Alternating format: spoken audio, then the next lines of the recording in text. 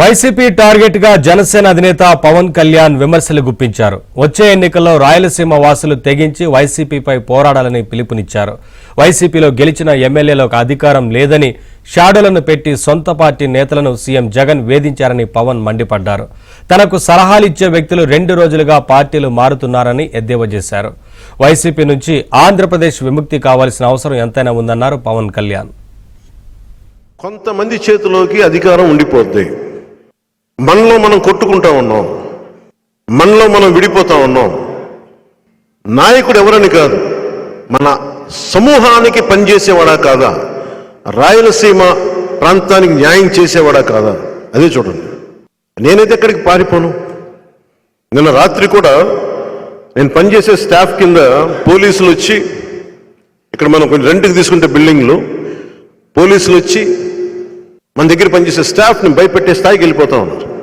జగన్ ప్రభుత్వానికి ఒకటే చెప్తున్నాను, జగన్ ఇది 2009 కాదు, జగన్ ఇది 2024 మర్చిపోయి.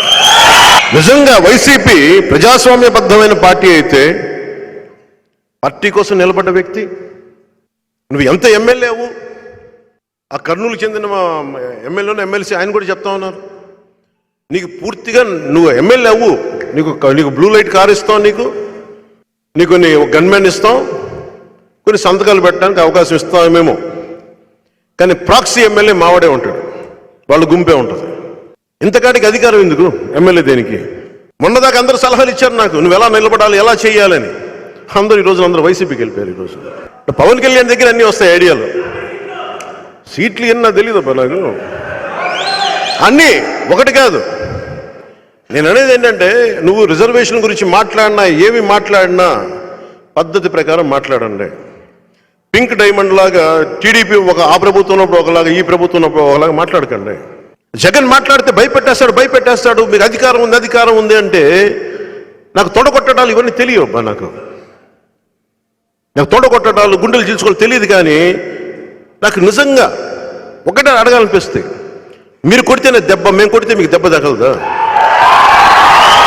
మీరు కొడితేనే మా ఒంట్లో నుంచి రక్తం వస్తుందా?